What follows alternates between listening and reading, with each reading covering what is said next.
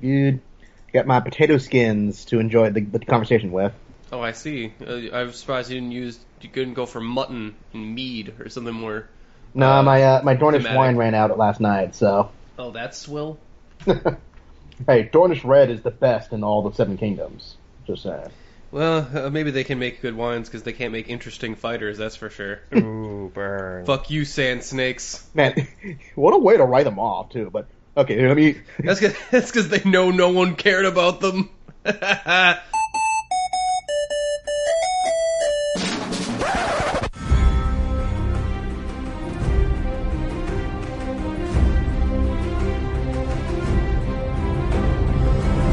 And welcome to the UGO podcast, Game of Thrones edition. One of us is gonna die here, right? Well, I mean, out of the three of us, like main characters, well, I'm gonna assume if it's this season, it's whoever we can spare. So, sorry, Justin, you're up. But I'm Samuel Tarley. I'm the lovable fat man. I have plot armor. Well, if he has plot armor, that would do it. I don't know. I don't feel like Sam is making it through the next season. He seems like one of those, like, oh, noble sacrifices. I'm expecting a lot of noble sacrifices. Yeah, I don't think there's enough people to sacrifice for. But who's talking about noble sacrifices? Well, it's me, Nick, the Merc with a mic, and my fellow unapologist, Travis, and our guest news correspondent unapologist, Justin Zarian, eating a fine plate of potato skins I cooked myself. For going that mead and or what is it that hot pie makes, those like bread cakes? The direwolf. Yeah, the direwolf. Yeah. Which and actually, I don't know if you heard the story. Yeah, where he opened his own actual bakery. Yeah, that's hilarious to me. Hot pie opened his own bakery where he sells direwolf cakes. Mm-hmm. Talk about and the name. Like, oh yeah, what was the name of it? You Know Nothing, John Doe. Yep. Awesome. Some good pun work right there. It's also why that when you see the character in this episode, the second episode, he is huge now. Like, just bulky, huge, and fat. Yeah, he's got big, it's those carbs, man. Well, you don't trust a skinny baker. No, don't trust that shit. That guy is not partaking in his own product. Maybe it's like drugs, like you don't like, you never deal, like you never take what you deal. Yeah, no, but you have to take what you deal here, so you do get high on your own supply when you're a baker. Mm-hmm. It's a rough world when you're a baker. It really is. But yes, welcome, of course, to the UGO podcast, the weekly geekly talk of, whatever we're geeking about. Whatever we feel like. Geeking out about today, geeking out about throughout the week. Today it's Game of Thrones, or this week it's Game of Thrones, but who knows next week what it could be, but... Probably still Game of Thrones. Yeah, as always, want to mention, thank you to Tanner Hackle Designs for designing our logo, the UGO of our logo. It did some great graphics design work for us. If you need some graphics design work done, if you need, like, maybe help with, a banner for your YouTube page, or something, a button on your web page, anything like that, he's the man to call. Isabella the Derpy Dragon, on the other hand, was developed for us by the lovely Kelly Main. So you need some commission work done. She's a great option for you to check out. And just in news this is the first podcast where we are recording with Isabella in the house. Dragon. In the house, baby. Isabella, we got a commission from Plush in Things. Beaten Plush Things. Damn it! Maybe you should have looked this part up before you started. Yeah, do you want to try that again? No, I have no. You know what? I thought I had it, but now I'm thinking of like bees, but that's a completely different person. Like bees, in not novels. The bees. It's never the bees. I'm sorry. I've run into so many artists, but Vixzilla. That's what it is. My bad. Vixzilla plushies, and she made a great plushie for us for Isabella the Derpy Dragon. It even it comes with its own real set of reading glasses, which is hilarious to me. Mm-hmm. Wow. Actually, like, don't fit on her, like, her face, like, they fit on her eyes. Well, oddly enough, you actually kind of need ears, like human ears, to wear glasses. Yeah, I guess we didn't, like, I never really thought about it in the picture, but, like, yeah, what are Isabella's glasses, like, leaning on? Nothing. Like, they're not, like, leaning on anything. Like, so that doesn't make a lot of sense. And that's why she's derpy. That's why... But yeah, thank you so much for that. That's amazing. We got a picture up on Instagram and our social medias if you want to see it. We'll probably be taking her to any of the booths we have at conventions as stuff as well. Gonna be a good time. Other than that, we have a couple other messages here. We had an interesting Twitter exchange the last couple of days. Because our man Combat on Twitter, or at here we go, Tabmok99, TABMOK99. He sent us a message on Twitter saying, evacuating Florida to get away from the hurricane, listening to the UGO podcast Mortal Kombat watch along. And I'm like, oh man, that's cool. I mean, I would focus on getting the fuck out of there. Yeah, right?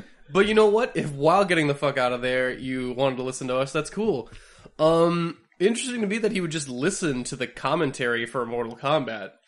Like, I've done that with some commentaries, but it is strange. Where you're just like, yeah, I'm picturing in my head. I'm imagining watching this movie while I'm listening to it. Maybe he's just seen the movie enough that he just doesn't need to watch it. He just listen along. Well, I'm not gonna lie. What I used to do is I used to like rip audio off of DVDs that I have, and I used to rip the commentaries off of movies that I saw a bunch of times, and I'd be like. Some movies I see so often that I'm like, yeah, I could actually follow along this because I kind of remember the plot very succinctly. But considering his name is Combat, but the K is made up of a closed parentheses and it's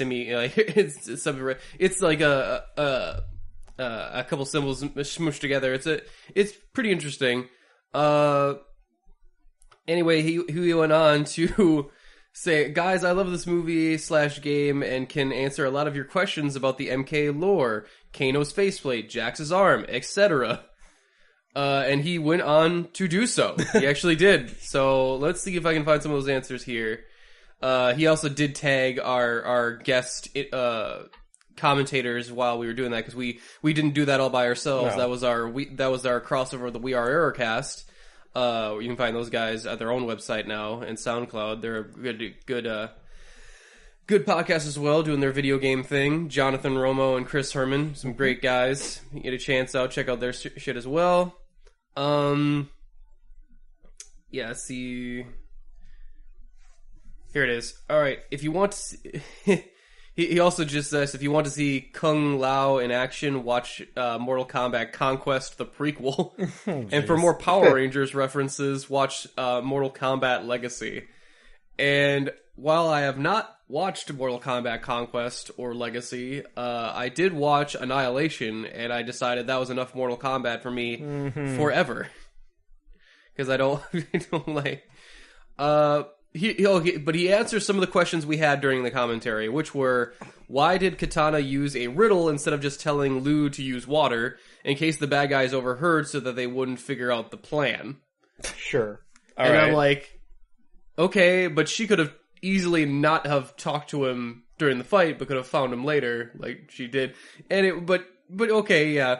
Why did the monks actually listen to her when she said "stay where you are"? Because that's Shao Kahn's daughter. She has clout, and to me, I'm like, but she's there against her will. Yeah. That'd be like. Also, is that communicated in the film? Is that ever clear? Like the weight of that? I think it has a one mention of dialogue now that I think about it, but I can't really remember. And if you can't remember it, then the answer is no.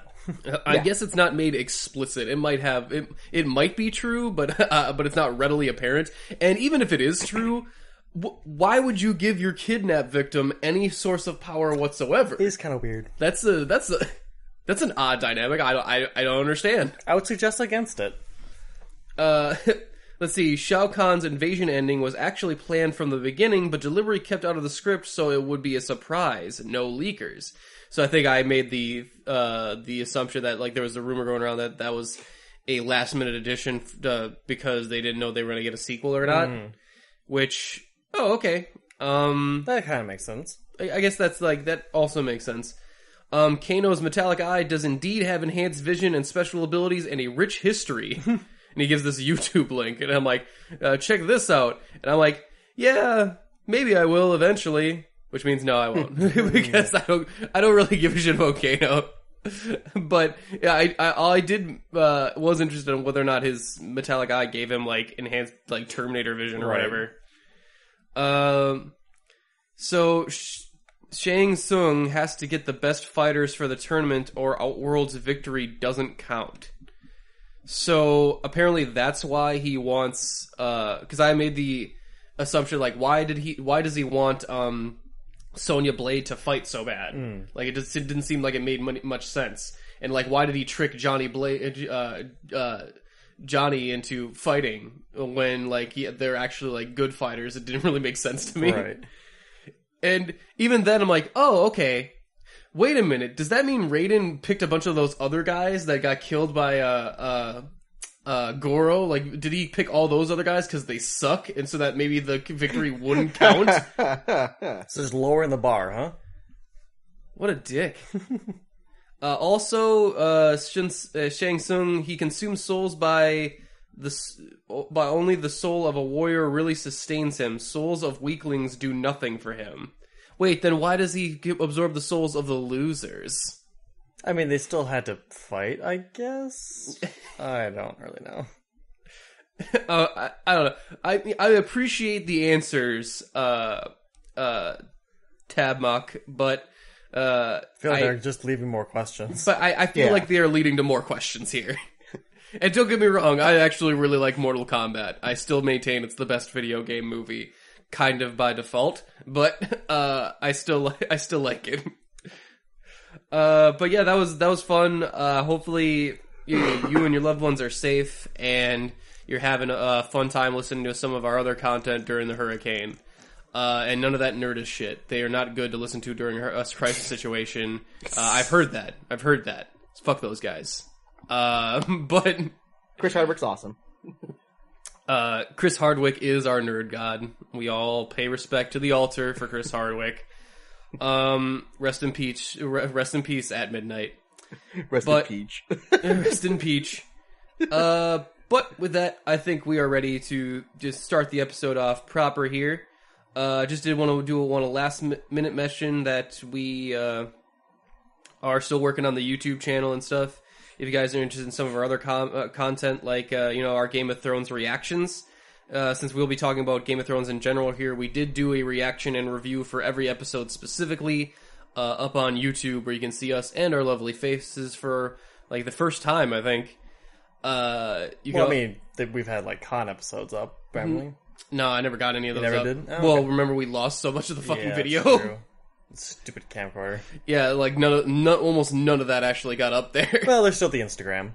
Our faces are on there. Yeah. But yeah, if you want to check some of that out for more in-depth notes on our Game of Thrones reactions, or check out some of our Let's Plays, or some of our, other con content, like, because we did have some my stand-up there. We have the amazing Scott making us a laser, Han Solo laser out of balloons, and eventually we're going to have the GeekCon anime pitch panel up there as well, because I did get that in its entirety. Because we ran off to save that right away. Yeah. But with that, how's everybody doing this week? Not too bad. Yeah, doing pretty good. Just been collecting the news stories for the Breakfast Pub this week, and dealing with school. Yesterday was just super, super long, but it's been fine. So, and hey, we're not in Texas or Florida, so that's already a step up. Yeah. Yeah, it's if the climate change is going to get us, it's going to have to be something different than the hurricanes, I think, up here in Wisconsin. Yeah. It's probably going to be that cold, like day after tomorrow type cold where it chases you. Yeah. And we'll have to somehow move the Statue of Liberty over here. But yeah, with that, should we just get into the news? Sure. Yes, indeed. All right, so let's see what we got first up in the news. You know what? Well, I'll kick it off to my correspondent, our news correspondent, Justin. What was big in the news this week? All right, putting on my news old timey news hat, just like okay, Wait, talking to you about the news story. Let me get you some. We totally should do that, man.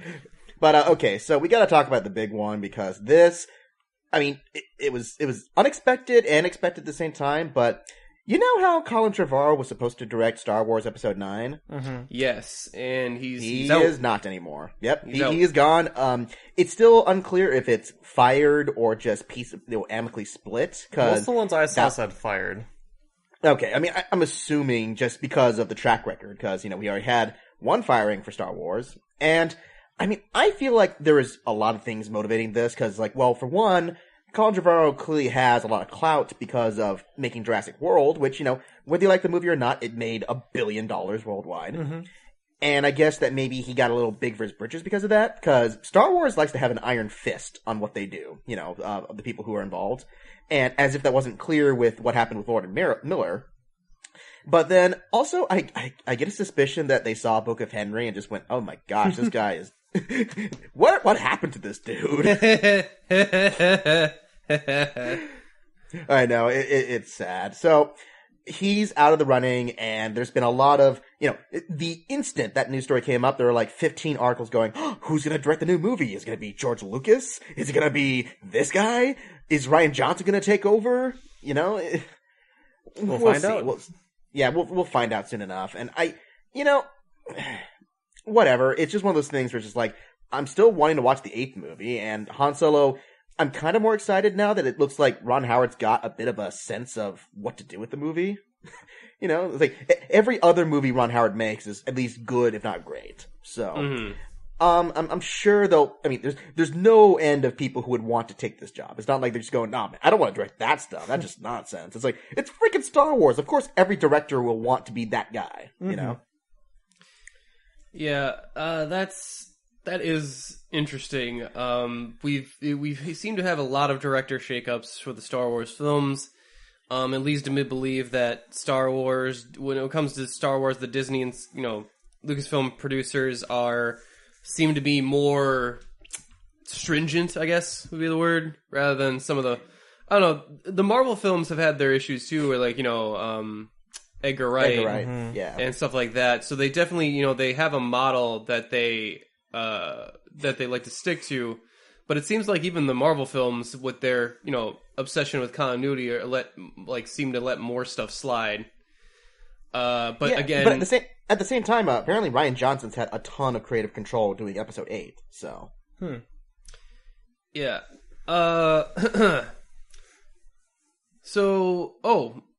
Would you like to talk about the Aladdin controversy? Oh, with the token white guy added into the mix? Yes. Because, so we just got the full cast list for the new Aladdin remake, and a lot of these, they made a big point about the fact that, yes, all the lead characters are going to be Arabic actors. They're going to be Middle Eastern, they're going to be, someone of color. And the main guy is Nina Massoud, who's a kind of a relative newcomer. The Jasmine is being played by the girl from Power Rangers. They got some supermodel looking dude playing Jafar. But yeah, he is I'll tell you what, that is the best looking Jafar. He is when I think Jafar, I do not think I think creepy and kind of pedophiliac. Yeah, like your creepy uncle, more like that. But this Jafar is just you're making me sexually confused, my friend. This is weird. This is weird. Oh, indeed. But yeah, they cast Billy Magnuson. Yeah, that's right. And so, for those who don't know, Billy Magnuson was in Into the Woods, The Big Short, and he's one of those guys who pops up in a lot of movies. So, he's generic white guy number 7, for me. I haven't seen it. To be fair, what I have seen him in, he's been pretty good. I would say he's a step above Sam Worthington, Jai Courtney, and whatever the other one's name is. He's a great singer. I've heard him sing in Into the Woods and a few other things. He's a really talented singer, at least. So yeah, and if they are making it into a musical, which they are, yeah, I think that makes sense. So instead of I think what everyone's upset about to a degree is that instead of making the main characters white, like they were worried everyone was going to do, no, we got that. We're going to make all the characters Middle Eastern, and so everyone's oh, okay, cool, yay, we like that, and they're like, yeah, but we are going to stick a white guy in there to basically follow the story, and I'm like, God damn it, I hate that. I mean, I get that feeling that he's only a small part of the movie. He's a rival for Princess Jasmine's affection. So I'm I guess he's a villain / secondary character for the most part. I hope so, and that he's not just like what was the new Bruce Lee movie had instead of following Bruce Lee, it follows one of his students, one of his white students. I'm very sure that's not going to be the case. So. Well, good. Because that's always pisses me off too. Of just like, well, we'll create a movie about we'll create a movie about Bruce Lee, but we'll actually have it be about the white kid that we had to make up in Bruce Lee's life. And I'm like, wow, that seems insulting to me. That because it sends the message that an audience won't care if there's not a white person in it, Right. But hopefully this one is more of a secondary, just villainous character. If it's seriously someone also, we follow, I'm just gonna be like, nope, out of there. Yeah, well, even the fact that, okay, for one thing, Birth of the Dragon, Billy Madison was that dude. He's the white guy from Birth of the Dragon, that Bruce Lee film. I thought so, but I wasn't sure. So is that just his career? Yeah. Apparently. But also, if I'm just thinking, hey, remember Aladdin, there was that one suitor guy who had, a minute of screen time in the very beginning of the movie. It's possible that might be him, too. So... God, can you imagine we don't know. We job? don't know, but yeah, we'll see. Yeah, all right. I think this controversy is a little overblown, personally, but well, I can kind of see it though, where just this whole entire thing was, hey, we're not going to cast white people. Oh look, we accidentally cast a white person. Well, we had to make up. We had to make up a whole new role to get a white person in there, right? But then they're making a big deal about casting black actors for Lion King, and who's one of the prominent figures? Freaking what's his name? The guy from Late Night with John Oliver. Yeah, as Zazu. Although Zazu, it makes a lot more sense because he's a British guy. Look, but why couldn't they put Chiwetel Ejiofor, someone else with a British accent like that? And voice acting is different because it's we're not seeing it. I don't know. I just think it was a weird move to if I'm making Aladdin, do you really need is it really necessary to have a white person in there? Why is it so freaky to have this generic? Because it's not like it's a very impressive actor either. It's this guy no one knows. Mm-hmm. And, I mean, having seen him in a few things, even American Crime Story, The People vs. O.J., he played one of the minor characters in that one. I thought he nailed that part perfectly, but he's only in it for one episode. So sure. But moving on, what was some of the big news stories of the week here? Let's see. Alrighty. Well, here's one that I noticed, and I'm scrolling right here. So, you know how there's been so much trouble trying to get Suicide Squad 2 up and running? Yeah. Well, it just turns out that they announced a new guy who is the next on the chopping block, I guess, for who's going to write and direct Suicide Squad 2, and it's Gavin O'Connor. For people who don't know, he directed Miracle, Warrior, The Accountant, and a few other films, but he's got at least a halfway decent resume backing him up. So it's hey, this guy, he's an up-and-coming director. People really like his work. He's made a lot of money off of it. And, they couldn't get any worse than Suicide Squad 1. So... The bar is set.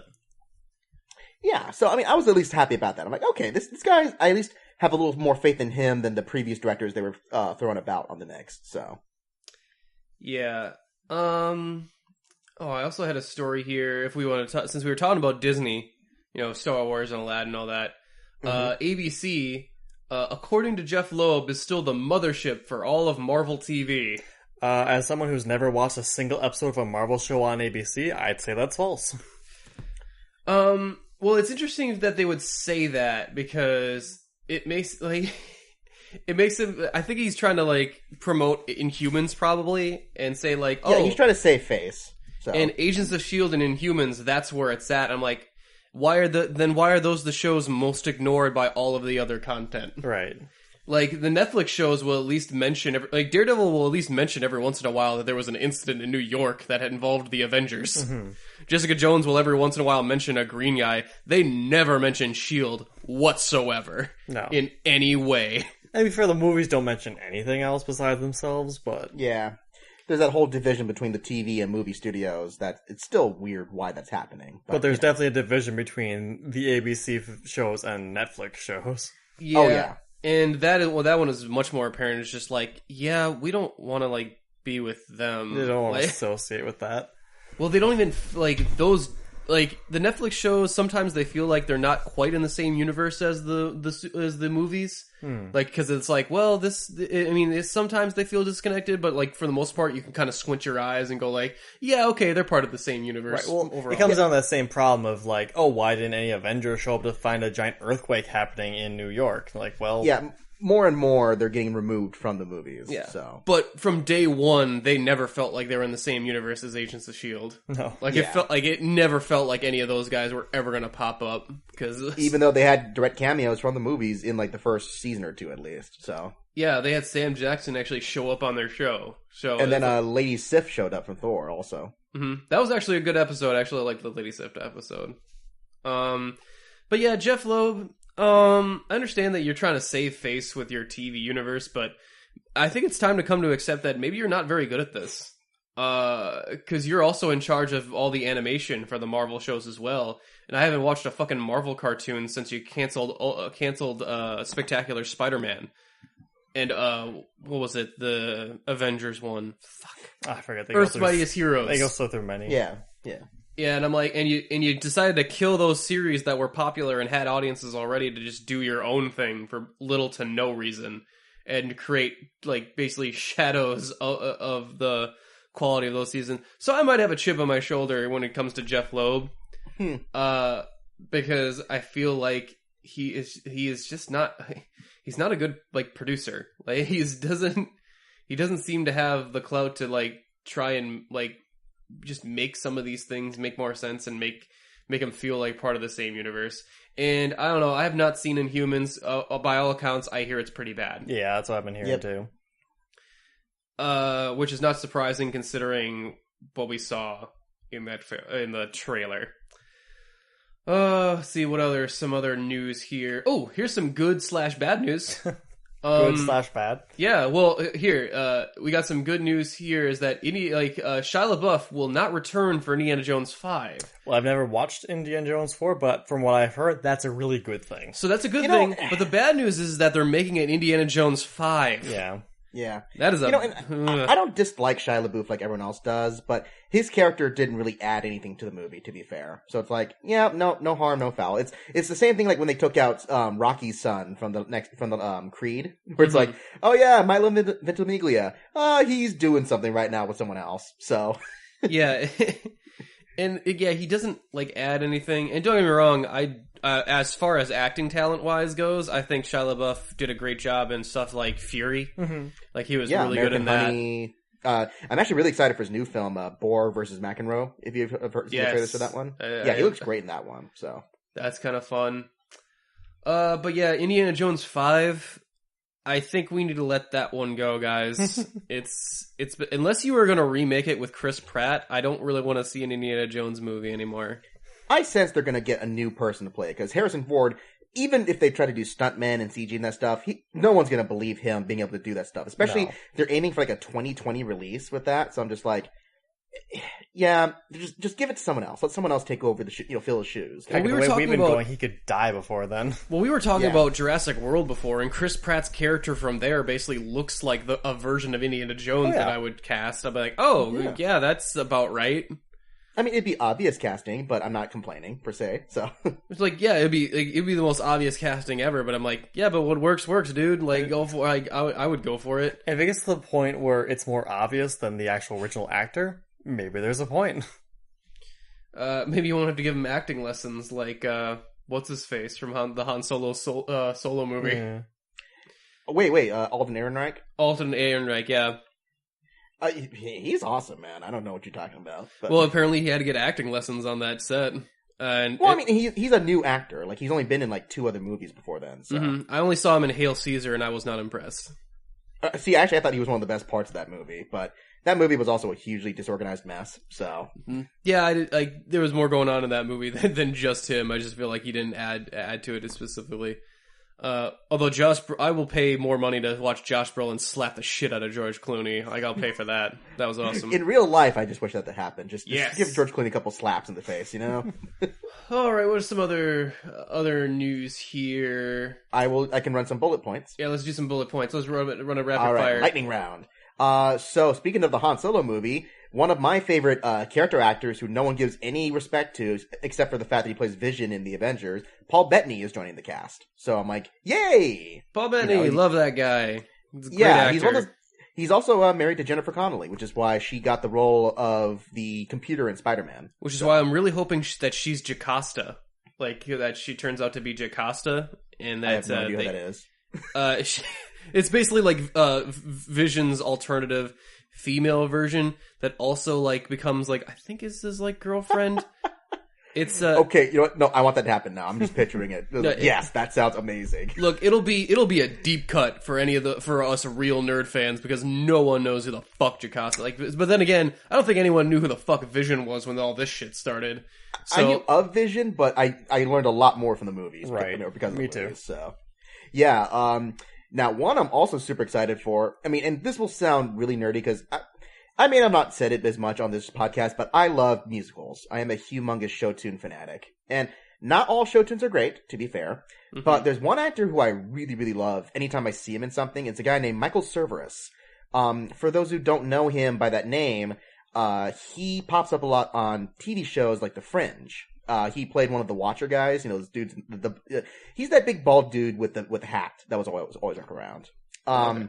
But he's also one of my favorite Broadway performers. If you ever look up Assassins, Sweeney Todd, Funhouse, he's got a bunch of really great musicals, and he's got one of those really operatic, beautiful voices. But he is just joining Gotham now for the new season, and he's going to be playing Professor Pig. Professor Pig. Wow, they've gotten all the way to Professor Pig, huh?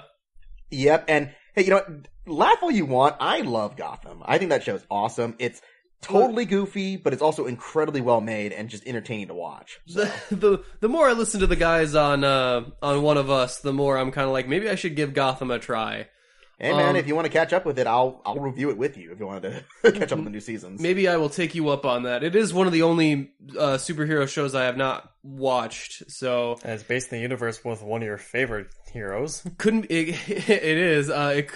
couldn't be any worse than Arrow season 3 or 4 or 5. And maybe I should stop watching Arrow and just watch Gotham instead. I will put that as a mark on the tally board. I did want to mention that what was it that the musical episode that they did in the previous seasons, the Flash Supergirl musical crossover, there are no plans to do another musical crossover in the future. Yeah, because that flopped so spectacularly for them. Yeah, and it was bad. Like, it wasn't very good, like, at all. Yeah. Those are like some of the best episodes, usually. I know, like, it was no once more with feeling. That I can tell you that right now. It was, especially since the two, like, Supergirl and the Flash are both actors from Glee. I think even I think the villain, Music Meister, was actually from Glee, too. And it was just like... Okay. Yeah, well... It was just written really bad. Like, everyone can sing, but, like, the songs aren't good. I can't hum you one of the fucking songs they actually played during it. Which is sad, because one of the writers for the songs was one of the guys who did La La Land. So it's just like, how did you not get a single memorable tune from that, you know? I don't know. It seemed like all the stars lined up, and it was a weird misfire. I do not know. Yeah. But anyways, also fun news... True Detective Season 3 is finally given the green light. So it is happening. Okay, yeah, I know. We're all a little bit bummed because Season 2 was kind of a huge mess. But I would use the term dumpster fire, but alright. Okay. I mean, I wouldn't say it's devoid of any qualities. I thought, like, some of the actors were still really good in that. Like, what's his name? Colin Farrell I thought was really good. I thought Vince Vaughn, I give him points for trying something different than his usual, you know, Vince Vaughn shtick. He does not come off as intimidating, though, as this crime boss. No, I just keep thinking of his character from Wedding Singers. Wedding Crashers. Wedding Crashers, that's right. Yeah, the guy from Wedding Crashers trying to be a mob boss. I just can't picture that. But, so the new season's opening up, and they got a few things. There's David Milch, who's one of the legendary TV producers, where he did stuff like Hill Street Blues, NYPD Blue, you know, a whole bunch of really classic, like, cop drama shows. He helped write one of the episodes, and he's helping produce and oversee it. And then the other big thing is that one of the directors involved, one of them is Nick Pizzolatto himself. He's directing some of his material. But the other director is the guy who did Green Room and Blue Ruin, Jeremy Saulnier. So, for anyone who saw Green Room, it's a great little crime mystery thriller with Patrick I was going to say Patrick Swayze. That's not right. Patrick Stewart. Patrick Swayze's long dead. Sorry. Patrick Stewart playing a neo-Nazi who corners Anton Yelchin and a bunch of guys in a band who stumble upon a murder. And that movie is tense and scary and disturbing, and he seems like just the right guy to get that level of True Detective back. At least for me. You know what, hopefully, and you know what, maybe I'll give True Detective another chance, because I really enjoyed the first season quite a bit. Maybe I'm starting to feel like maybe it was kind of a lightning in the bottle situation, where it would be really hard to create that exact same scenario. But you know what, I will give it a shot. Yeah, we'll see what happens. And I mean, Mahershala Ali is playing one of the lead characters. He's just fresh off of Moonlight's win, so. Oh, yeah, Cottonmouth? You know what? I'm all in. Yeah. Yeah. No, and then, a couple, maybe like two more. Damien Chazelle, you know, the guy from La La Land, he's kind of hot right now. He's producing a new TV show called The Eddy, which is a musical series set in Paris. And it just got picked up by Netflix for production. So, that's kind of exciting. And then. Content.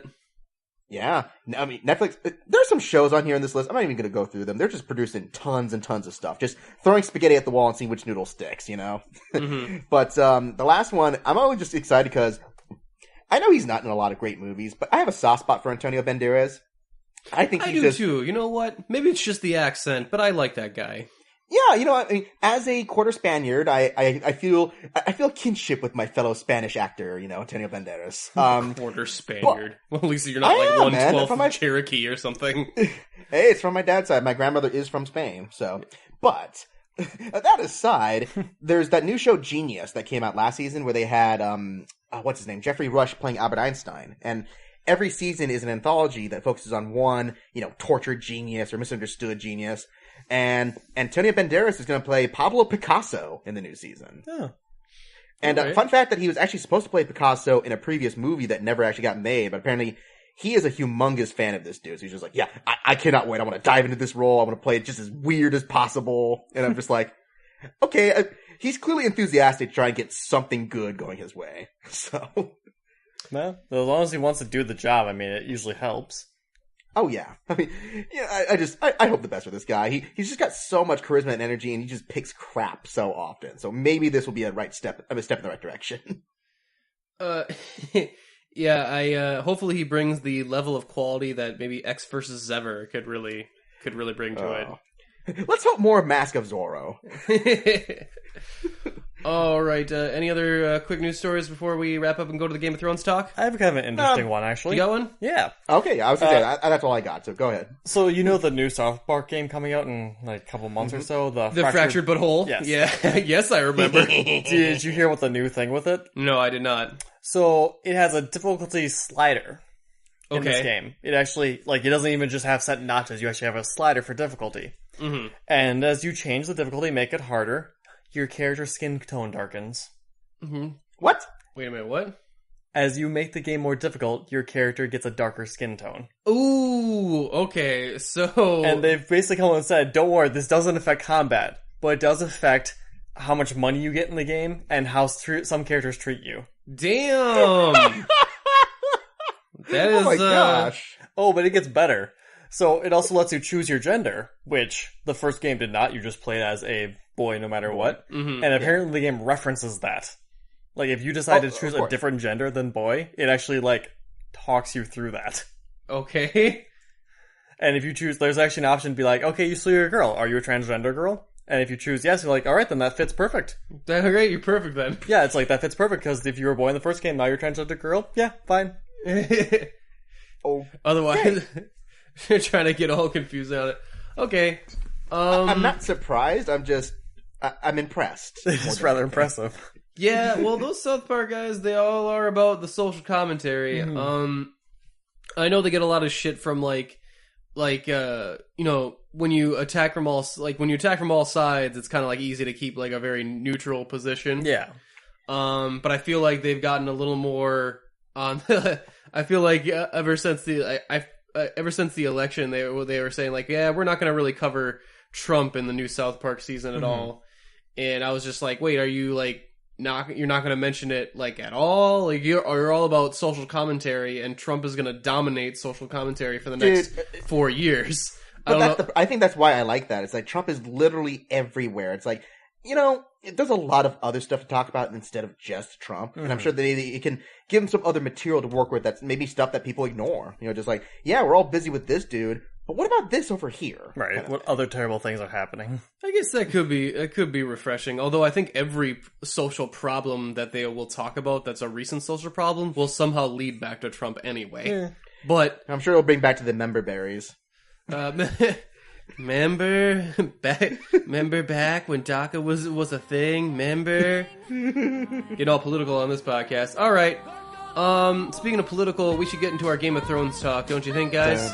Sure. We're gonna get into it. So we're gonna take a small musical break, and we'll be back right after this. Yeah, no one cares. In fact, no one's mind could be further. They're dealing with a cult and a couple child murders. Feel bad for Jaime, but for Stannis not so much. He fails in invasion and is slain by a woman's touch. Tyrion escaping meets Jorah on a bad night. Tyrion promoted, Stone Jorah only gets ice. I'm gonna break you, Liam. But her reign is coming undone. Deep shit in the pits. Eat dragonfire, sons! Arya going faceless, but only gets cataracts. Sansa psychologically abused by a psychopath. Sparrow's in the capital. Cersei's in a new game. Torture and confession and... shame. All right, welcome back to the UGO podcast. God, it feels like no time has passed at all. At all. Right? Well, probably because we time jumped. We did a little fast travel. Map travel. Yeah. Well, We did a quantum leap to the future. This season, I feel like we can fast travel a little bit. I'm Are we? pretty sure. Yeah.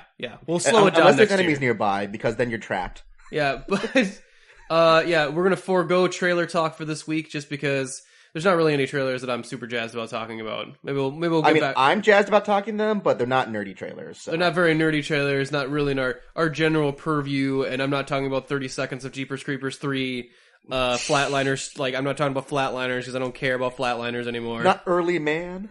Early Man, like, maybe we'll cover it next week. Although I'm not also, like, I know it's blasphemy, but I'm not also a huge fan of Wallace and Gromit and, like, the... Shame. I mean... Shame. No, I mean, I like them, Shame. but I'm not, like, head over heels in love with them like everyone else seems to be. Although Shaun the Sheep was dope. Like, Shaun the Sheep Yeah. was actually really cool. But yeah, should we get into the Game of Thrones talk? Sure. Yes, Alright, let's indeed. do it. Alright, so this was season 7 that we just wrapped up. Out of 8. And man, we're really timely on it because we're like 3 weeks away. Like we're a whole month away from it wrapping up, basically at this point when this goes up. So aren't we timely? Meh. But yeah, this was the penultimate season. Means we only got one more season left. One more set of like 8 episodes. I think the last season's going to be 8. I think they said 6, but they might be feature length. Pretty much Is it's it all up in the air, right? 6? Yeah, it's all up in the air until they actually confirm for sure. But the last I heard, it's 6 like movie length episodes. Oh, I heard 8, but also movie length. But Maybe it changed. I don't know. So I'll tell you what, a lot of these, some of these ones were feature length as well. Some of these episodes. the last one was. Yeah, the last one, and I think one of them was like an hour and 10 or something. Like one of them was pretty close, but not quite there. Yeah. Remember wasn't the first one really long? I think now I'm forgetting my timeline on which ones were longer than the other ones. But this one was 7 episodes. They've kind of these last 2 seasons they've done like I'm not sure if they do it like a split half season like what Breaking Bad tried to do. Is that the new jam, or is it like they really just didn't have the budget to like, if we want to do all this crazy stuff, we have to have less episodes? Yeah. No, I sense they had a set timeline for how they wanted to finish it. Just like, okay, we know where the end goal is. We're not going to stretch it out any further. We're just going to go, okay, this is what we got. Do it. Kind of thing. Yeah. So. And so with that comes a fundamental structure change for the show, as this is the last length of the marathon and the show is in the final sprint to get to the finish line. And with that, it leads me to, I feel like this is probably the most problematic season, but it also is my favorite season. Because, for those of you who don't know, I am all about payoff. I love a story that has some good payoff. And this season, and the next season, I assume... You're all about the endings, really. Well, I'm all about, like, look, I love character resolutions. I love seeing where characters go. I love the ending, relation, like a culmination of like two people and their relationships and how it ends either explosively bad or kind of sweetly good. I'm all about that. I'm in it for the win. I'm in it for the payoff at the end. And this season, and I assume next season, are all about the payoff. Yeah. Well, I mean, next season we don't have much room left besides payout. Yeah. Yeah, and that brings like part of the thing where there's been complaints about the season back and forth depending on which episode. Sorry.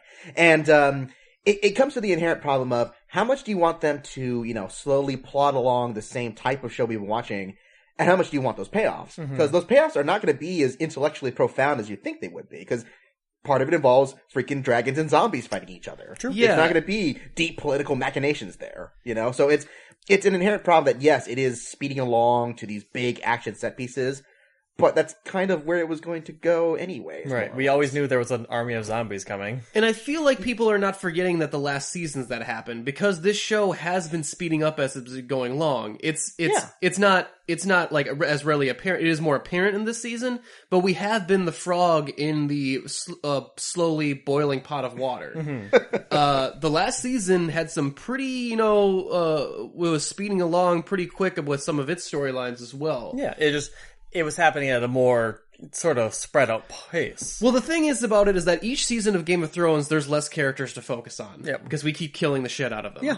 Good. And so now we have when before we could cut to 4 or 5 other stories to, John and them, in this season, John and them take a trip up to the Wall to capture a White Walker. And in previous seasons, we could cut to, Daenerys figuring out stuff in Old Valyria or Dorne. Or hey, what's Joffrey doing? Or what's Joffrey and now there's just not as many people to go switch focus to, because not only are there less characters, but all the characters have kind of met up. The consolidating space for sure. Yeah. To where there's only really 3 main locations in this scene, where it's Daenerys with the in Dragonstone. In Dragonstone. There's everybody up at the north, with Sansa and Arya and them, and Arya and Sansa get to meet up, and that's pretty cool.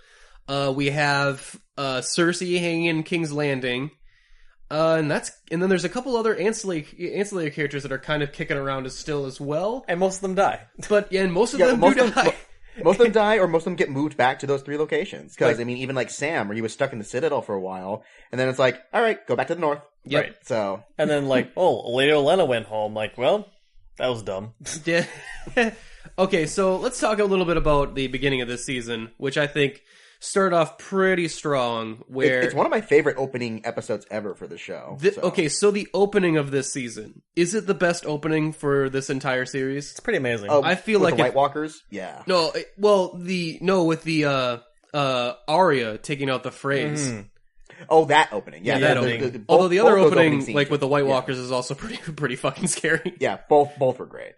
but Arya taking out the phrase, dude, that was badass, that was man. Amazing. I got the chills after that. And when she drops the line, when people ask you what happened here, tell them that the fucking North remembers. And she walks off like a boss, and I'm like, fuck yeah, that's why I watched this fucking show. They needed the freeze frame on her face and have one of those pair of sunglasses come down, just thug life.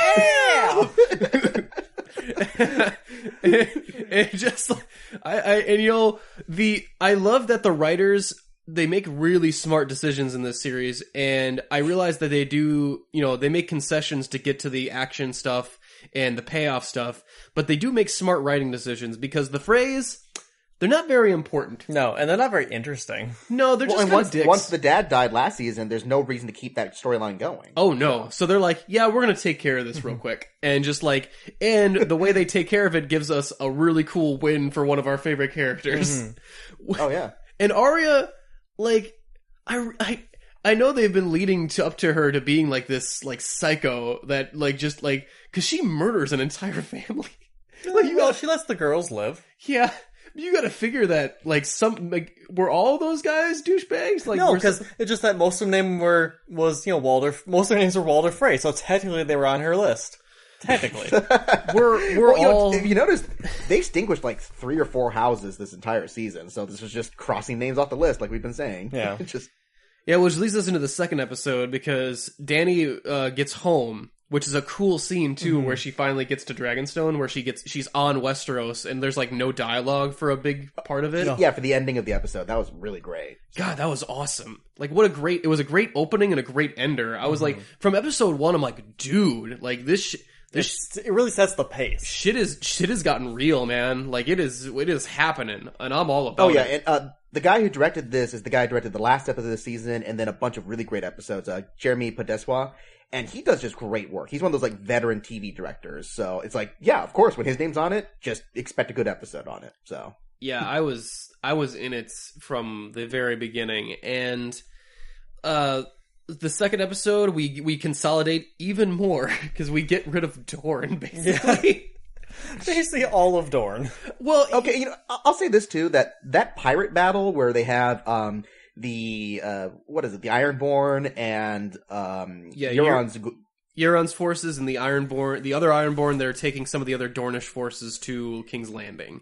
Which, that plan was kind of dumb to begin with, to be fair. The way that they're trying to get the Dornish soldiers, and then they just suddenly drop it, just like, well, I guess we're just not going to pick up that army waiting for us there. But it was a good battle scene. I wouldn't say it's one of the better ones, but at least it had some good payoff with getting rid of those bloody sand snakes. Because no one cares. And the irony that they're all killed by their own weapons, too. So, I did, if you know, so I did like that. It was just like... Yeah.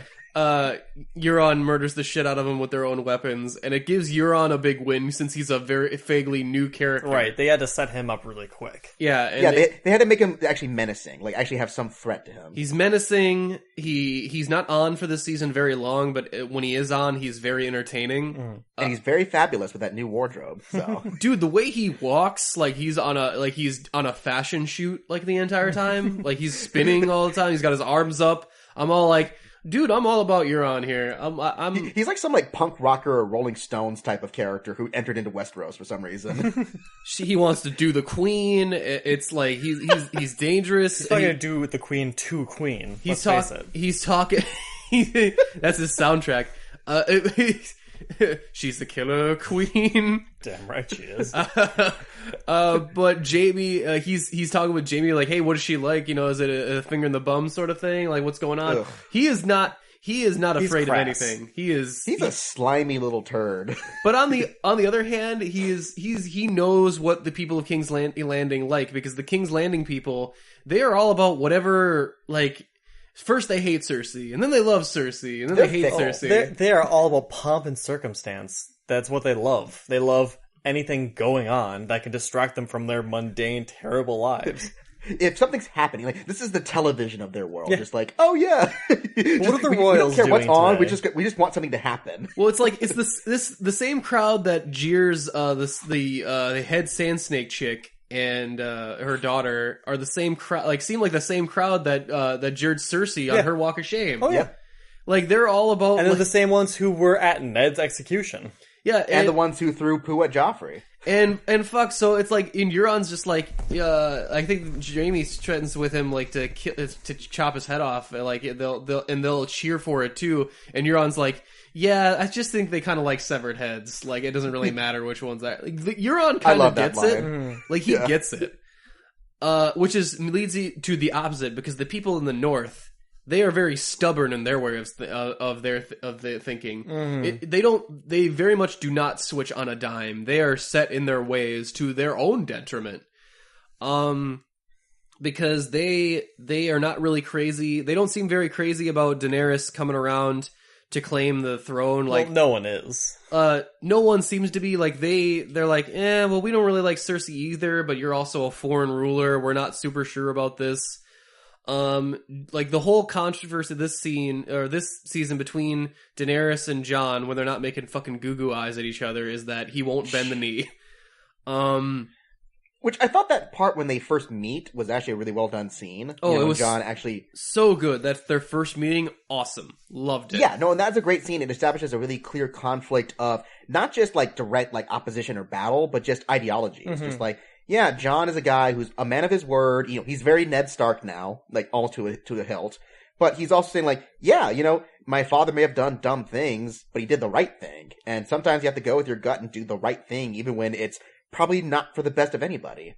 And I think maybe the argument for how he eventually gets to the end of the season is a little weaker, but at least it wasn't the worst thing that happened this season. Well, they also have pretty much a point where it's like, oh yeah, well, I could bend the knee, and then I wouldn't be King of the North anymore. They'd just get rid of me. Yeah, because the only reason I'm King of the North, I'm not.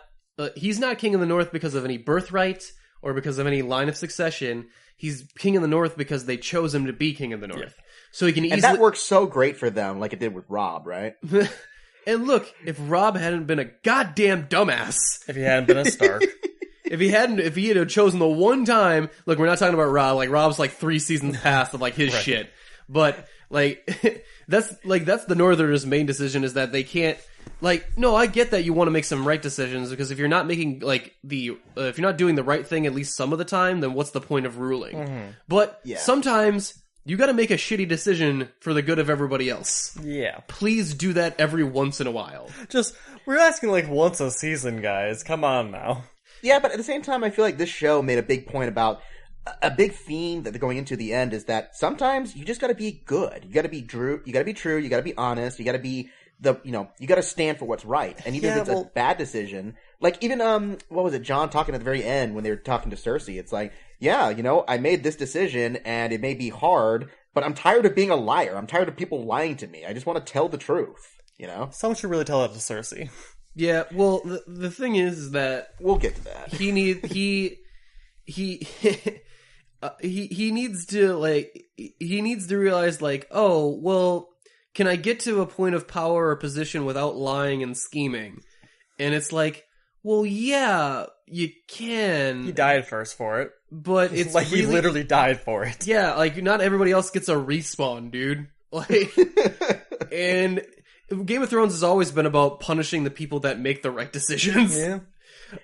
Except this season and last season's been less of that for sure. No, I think what they're trying to get across now is that because Jon has made some hard decisions in the past, killing a child that did end up betraying him, abandoning the wall because he is like, nah, fuck this, I'm not fucking head of the Night's Watch anymore. I'm not, I'm not done with this. He's made some decisions that have not been like the most noble decisions to make. But in the moment, they were like the better decisions overall. I feel like Game of Thrones is now trying to teach us that no, it's good to do the right thing, but you also have to recognize when the right thing is the dumb thing, right? And you need to not do it. Like no one's ever like Tyrion's quote from the 2 seasons ago. No one's ever been a great leader without being a little bit cruel, and I feel like that is the message of these last couple seasons is that you got to be a little cruel, but you also got to have some compassion in order to be a really good ruler. You need to be the mixture between Marjorie Tyrell and Cersei. Mm-hmm. Like you but then anytime that they do cruel stuff, then you got Dany burning people alive, and Tyrion's like, "Why did you do that?" Right, and Tyrion actually kind of like makes a lot of bad decisions in this season. Well, Tyrion being her military advisor doesn't seem to be working out for her because he's not very good at it. He's going against Jaime, who is a much better military advisor. Mm-hmm. And he's been doing it longer. And let's be fair, Cersei, while she has some early wins in this season, long term she is still fucked. Like there's nothing everything she's doing to try and unfuck herself, like yeah, she's buying time, but like, we'll see Jaime exit later in the season, and it's kind of like, oh, that was your big military mind that seemed to be helping you out. Unless Qyburn has been the one masterminding behind stuff, but I doubt that. The one thing that he did this season, building the Scorpion, backfired terribly. Didn't work. On them, it didn't work. The big fucking crossbow, and it's like, it doesn't matter if they have dragons. And Jaime comes back to her like, yeah, it super matters. It kind of mattered. It matters a lot. And we weren't able to beat one of them, and she has 3. Had 3. And a horde of barbarians who can jump over soldiers and cut them to pieces. Yeah, because you even forget, like, the Dothraki. I was like, oh yeah, there's like 100,000 fucking Dothraki soldiers or some shit. Like, I forget the exact number. Right, and the Unsullied. But there's a goddamn lot of them. Like, all Cersei has is Jaime, her small military, now some money, and the Golden Company. And Daenerys... and the, Euron. Daenerys has the best infantrymen in the world in the Unsullied, and she has the best cavalry in the world.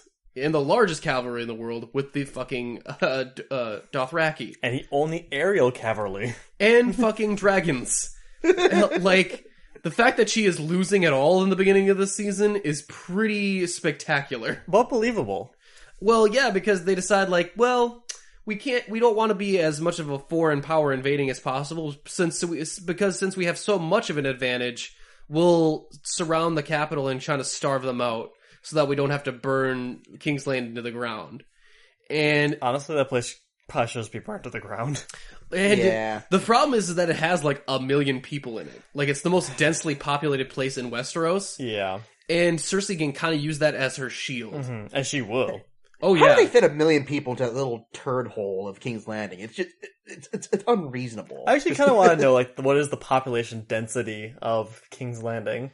Well, when you look at it from any aerial shot, it's like, yeah, this place is big, but is it like New York level big? Like, it's like stacked on top of each other. Like, what, like, how, like... Is it like Japan or Korea? They're building houses on top of houses or something like that? Mm-hmm. Or I mean, don't get me wrong, anytime we get a look inside, there is always like a shit ton of people, like, around. It's like claustrophobic almost. Yeah, and I think the thing with Daenerys is that she wants to curb her more, because she's so close to her goal that she kind of just wants, like, why can't I just go over there and fuck them over with dragons? Because, like, if I got dragons, if we're not going to use dragons, what am I doing here? It's almost like the showrunners just like, we've been building up these dragons. Why can't we use dragons? The show's almost over. We haven't done much with them. And, Tyrion does bring up a good point, is that, the dragons only listen to her, which means she'd have to be on the battlefield for combat, and just one stray arrow could end the entire war. Right. Because the Dothraki aren't following Tyrion anywhere. No. The Unsullied ain't following Missandei anywhere. Like, any of her other advisors or anything, only Daenerys can lead this fucking army. Like, Tyrion does have a point, like, you don't really have successor if you go down. Like, and that's a problem. Yeah. Like, say Daenerys does get killed, what do the Dothraki do without a leader, just listless in Westeros? Oh, they're just gonna pillage and Yeah, plunder. they'll just fuck that entire and place how they over. kill each other for succession. Yeah. Yep. Bring back the call system back. So yeah, Euron's taking care of the Greyjoys as well, but we still have Theon who managed to get away. Like a bitch. And I feel like Travis was all like, you know what, I'm done with Theon after that episode. Like, See, because that made total sense. Like, the way that he reacted with that. oh, I'm like, it made sense, yeah, but that's something that... It's not something we need right now. It's like, oh great, he has believable PTSD. That's great, and now your sister's captured. Good job. well, I think I would have been more pissed if they didn't do that. Because if him like, oh, I run in to save the day kind of thing, it's like, that would have felt more, like, way too kind of like crowd pleasy in a way that didn't feel organic. I just felt more like the other, people he had with him, where it's like, I would have died. Maybe you should have. Oh, damn. Yeah, but then we get that great moment when he gets eunuch powers, when someone kicks him in the non-existent balls. Although, that's still gonna hurt without balls. Yeah, I know, that was a little goofy, but at least it was like, I like the payoff of the scene, but yeah, it's like, scientifically speaking, you don't get super strength from getting kicked in your non-existent testicles. Right. So, Like, if you kick a woman in the groin, she's still gonna, like, hurt. Theon's kicking around. Apparently he's gonna go save Yara in the next season. And we don't even actually know where she is. I'd assume probably either she's with Euron specifically. oh yeah, no, because I think what's happening is that since Euron's sailing to get the Golden Company, like, she's, with him as kind of a bartering token Right. kind of thing. Mhm. So, Yeah.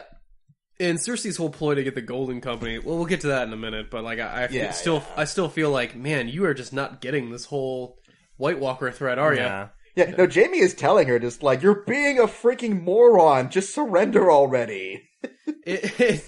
And I do love that, but we'll get into the finale in a minute, because I do want to talk about the penultimate episode, which I feel probably is the weakest of the episodes of this season, even though it's Not only just the weakest this season, I think it's one of my least favorite from the whole series. And it's not even that it's devoid of good qualities, but it's just so, for all the build-up that got to that point, it's so freaking underwhelming. Well, for me, I would have preferred this season be one episode longer, and then that trek to get a White Walker took 2 episodes instead of 1. Well, because that's where all the, the time travel map stuff travel. starts to come in. Yeah. It's like, okay, I get, like, that's the popular thing to make fun of, and everyone talks about that. I think also it's just a very flatly directed episode. Because for people who don't know, the guy who directed it is Alan Taylor, who got his start directing Baylor, that big episode from the first season, when Ned dies.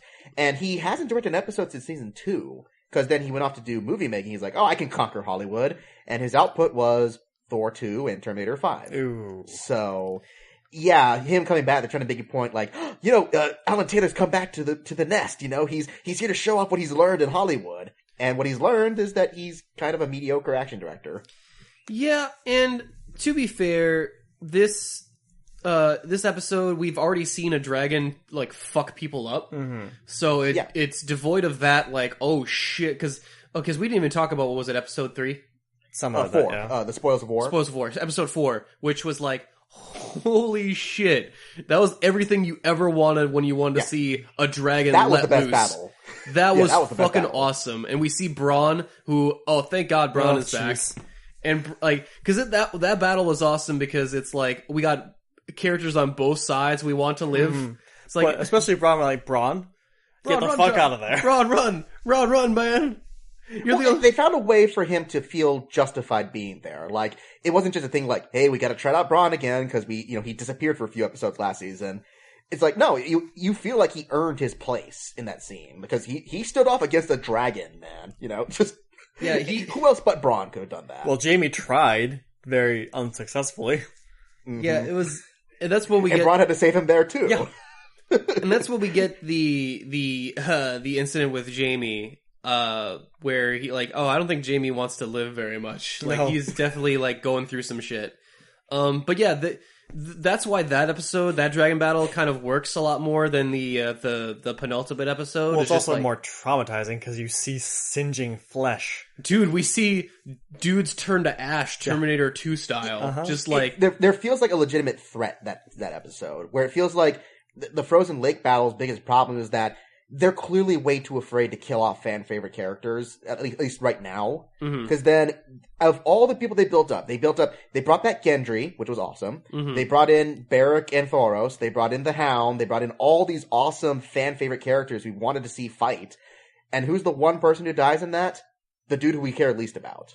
Well, the respawn guy, the guy who needs to go to where he's built up tension so that Beric, Dondarrion, and Jon Snow can't get just respawned out of nowhere.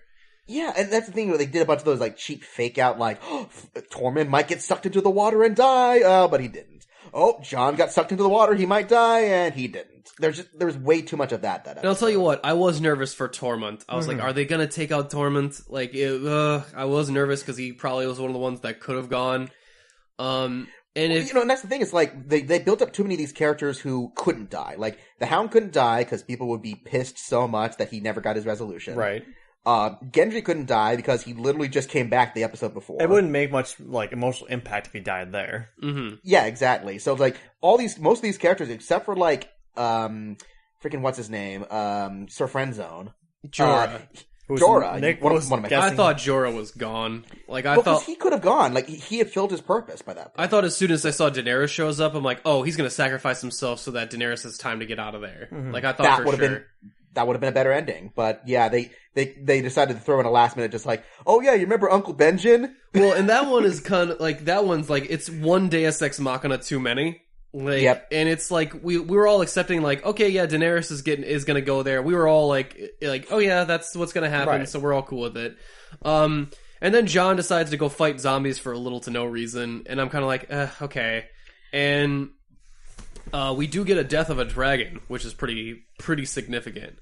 And yet, we all saw it coming, too, so. Well, we did, as soon as the Night King shows up with that javelin, we're like, oh, fuck, this is messed up, We're gonna go, I love the meme that got passed around the next day, where they show that scene with him throwing the javelin at the White Walker, and he gets his gold star, the gold medal. Yeah, the gold medal.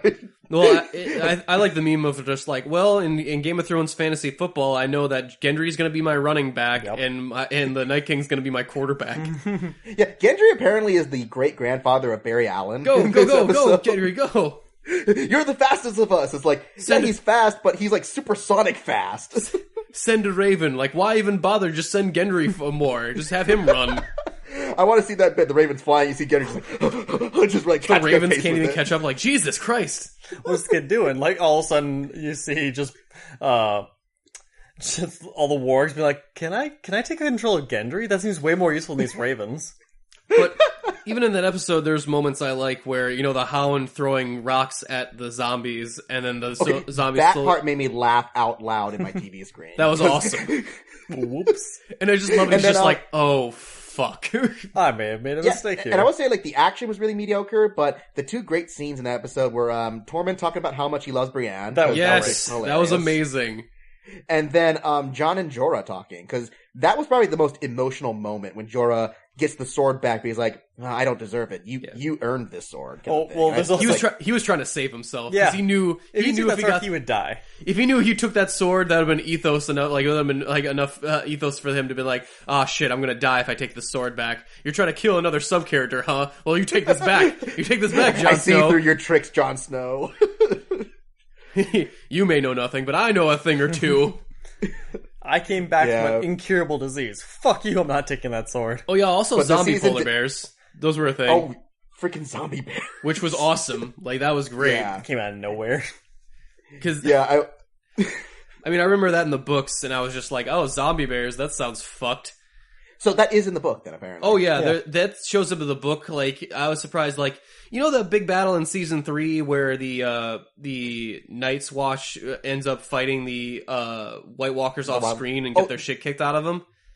Yeah. Oh, yeah, in the beginning of the season? Yeah, you get more detail into that in the books, where there's a whole nother, like, couple other characters that you follow that are plotting to kill Samwell Tarly, and it's like, it's another one of those ideas that the book is just like killing time with, and there's too many fucking characters. So the show is just like, yeah, we're not even gonna do that. Like, it doesn't even matter. And so yeah, and now that one they do mention like, fuck, there's a goddamn polar bear, only it has half of its flesh is missing, and it like fucks a couple people up. So it's like, oh shit. At least it targeted all the red shirts. So all those all those wildlings that went with them, they're gone. And yeah, that was the part that also undermined so much the episode. Like, the instant I saw, like, wait, where did these guys come from? Because they didn't walk out from the gate with the other guys, and it's like, oh, well, that means that no one except these nobodies are going to die this episode. Yeah, they never even get like a lot of FaceTime until they die. Every time I can't tell what's going on, where it's like, oh, who died? Oh, just some random person. All right. Yeah, no, even worse, there was one scene, because I also talk about how lamely the fight scene was choreographed with the big frozen lake battle. One of the faceless dudes is fighting in the background with a spear, and he's clearly hitting nothing. But they're trying to do like, oh, if you shake the camera around a bit, you can't see that there's no actual things that he's hitting with that spear. I'm just like, that is so distracting and so amateur movie making. It's just like, what the heck, guys? You're usually much better than this. Yeah, I think he's much better at character interactions and some dialogue stuff rather than action directing. But it's not. I did like even as far as like that episode. It's like, I don't even hate the episode. I just feel like they could have done a couple of more things different. It's kind of mediocre for their like second to last episode. Yeah, especially when the penultimates are usually so fucking good. Right. Mm-hmm. As far as other character deaths, I think the only one we didn't really mention was Lady Olenna, right? Best one this season. And Lady Olenna, she goes out like a boss. Oh my god, that was amazing. Because Jaime comes up and is like, yeah, we totally took out your entire house, because you guys fucked up on us tactically, and we took your shit over. But here's some poison. Here's some poison so that you don't have to die by my sword. And Lady Olenna's like, oh, okay, cool. So he drinks that up. Oh yeah, by the way, I really hate. Is it painless? Because I'd really hate to die like your fucking bitch of a son. Man, it really... Apologies for that. Didn't really mean to go with that I mean, way. I've never seen the poison work, so... And then Jaime gets that look on his face, and Lady Olenna's like, yeah, and also tell Cersei, fuck you. I mean, when he brings out that goblet, and she's just like, is it gonna hurt? No. She lunges for that thing. Oh, yeah. I will take that, thank you. Whoop. And I love that she goes out giving Cersei the fucking middle finger. Oh, yeah. Just like... The one thing Cersei can't get revenge for, because she's already dead. Mm-hmm. And Cersei does get that information later where she's just like, I should have fucking flayed her and drag her through the streets. Mm-hmm. And you feel like Lady Olenna's spirit is just like, fuck you, bitch! Like, take all the, like, grandma spirits from all the Disney movies, because there's so many of them, and just imagine a vindictive one. Yeah, and here's some of the complaints that they've also had this season, is people thought Tyrion has not had much, has been a weaker character and hasn't had much to do. I feel like his story arc is much more like him trying to rein in Dany from being the Mad King, which, I don't know, we'll get into that, but also he was underused. He was underused this season. Yeah, he's not as used as efficiently as he was. He doesn't have as many badass moments as he has had in previous seasons. Well, to be fair, he is kind of just running out of character development too. Like, literally everything we could talk about him has been done. I mean, what else is there for him ever to do? since he's become the hand of Daenerys, that's all he's ever wanted. Like his story is almost done. Like he only has a couple more resolutions with his brother, basically. Like, that'll be in the next season. That's what I'm looking forward to. But other than that, his story is kind of... There's not a whole lot else to do. Yeah. Jaime also has a similar problem where he spends a lot of this season figuring out that Cersei is crazy. Mm-hmm. And it takes a lot longer than any other sane person would to figure that out. Yeah, well, he should have figured this out seasons ago, so... Yeah, that was the problem, is that happens way earlier in the books. So, I guess I know a best friend of mine who was super angry that they weren't doing that with him, and then finally to get to the point they're like, yeah, now Jaime should probably come to his senses, because anymore, and he's just completely an idiot. Yeah. But, I mean, at least it was gratifying when it happened, where he's just, like, especially because there was that moment where you think, like, oh shoot, are they really going to kill Jaime in this scene? Dude, yeah, let's talk about that finale, okay? That finale...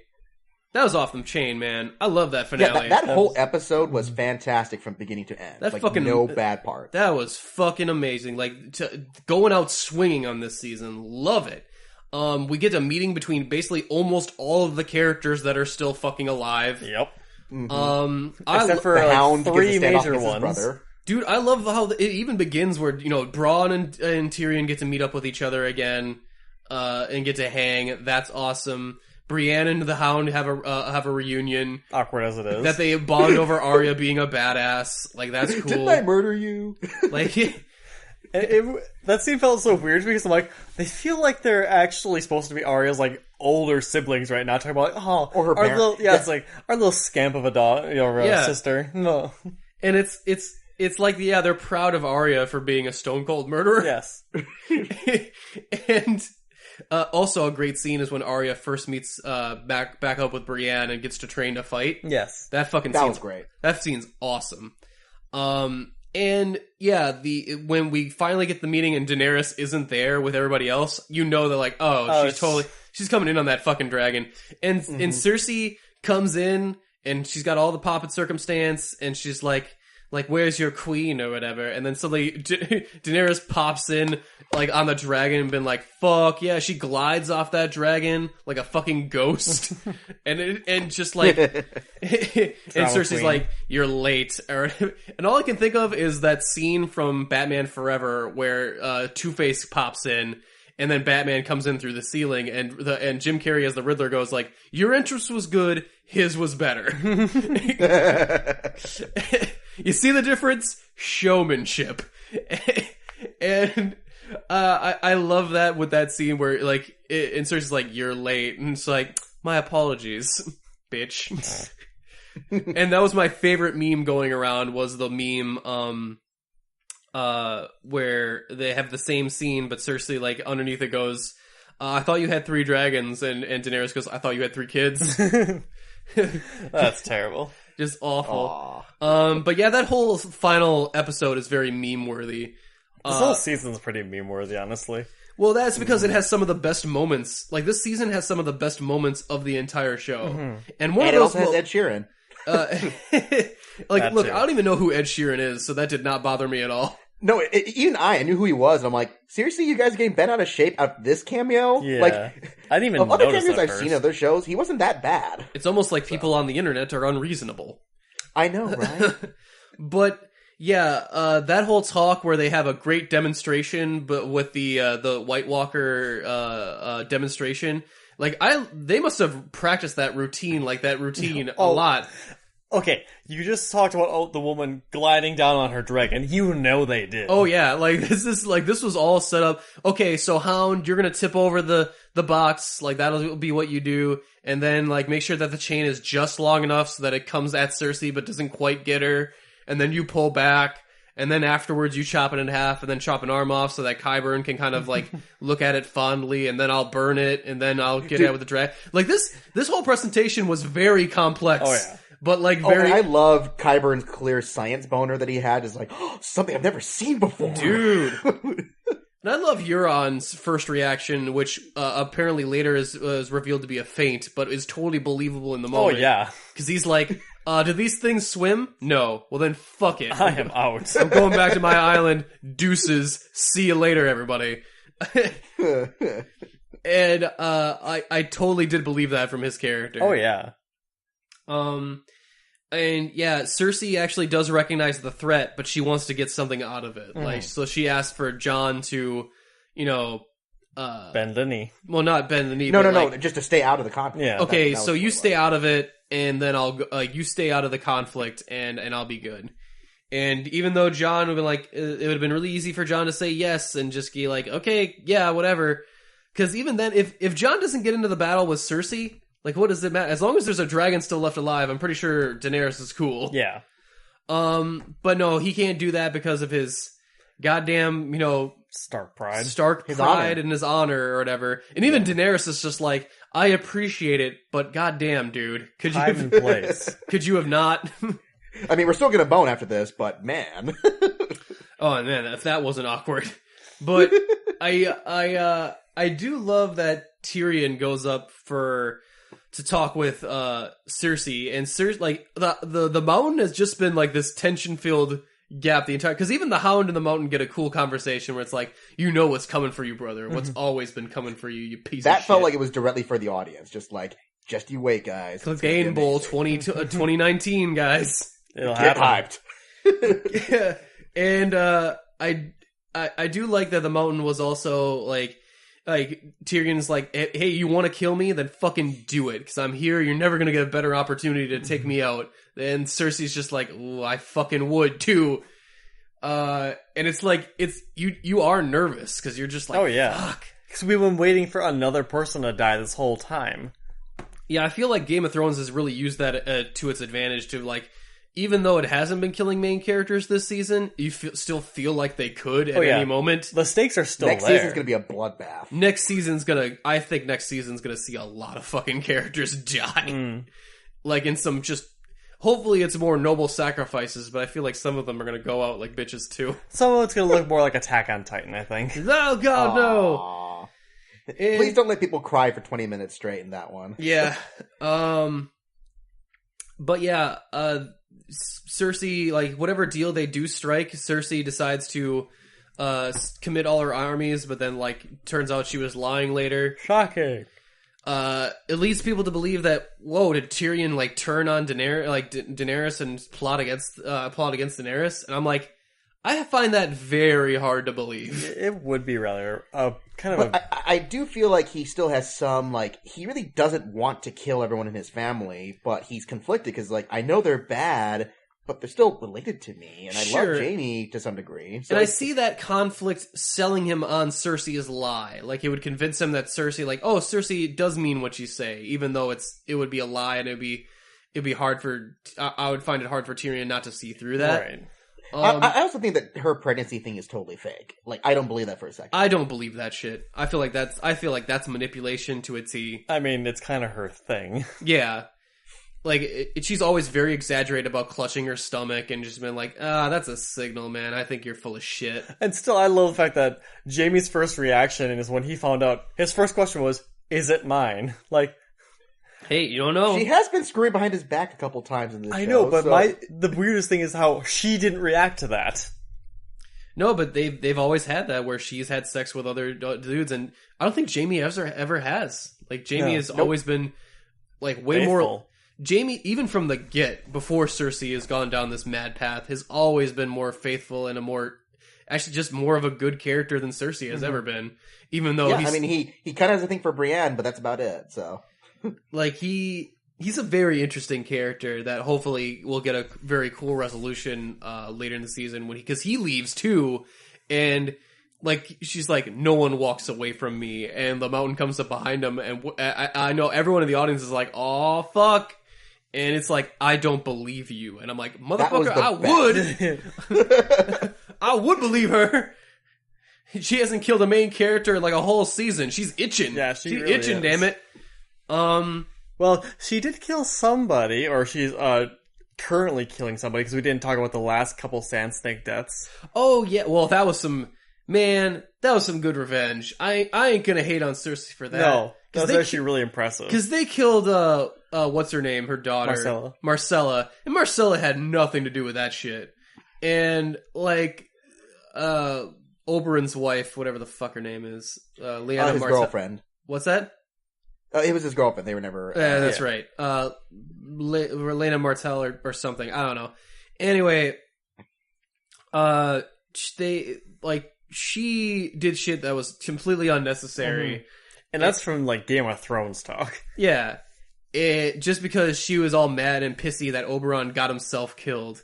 Because it's like, yeah, the Lannisters sort of killed him if you go about it really. Like, the Mountain killed him, but like on the Lannisters, like, but I'm like, yeah, but it was a trial by combat. She went out of her way, like, it was like, you are inventing this slight when Oberyn could have easily not have fought the Mountain. Like, it was, or just not been so cocky. There's been pettier reasons to people to get revenge in this show, so it's not the worst even. But yeah, but Cersei does come down and be like, oh, you know what? I was really thinking about what kind of revenge I was going to get at you, but you know what? I'm just going to have you watch your daughter die fucking slowly, and I'm going to force feed you to where you're alive. And I'm like, yeah, if I was you, I would have made them kill me when they captured me, because I just knew whenever you got to the capital, that was not going to work out for you. Nah. Yeah.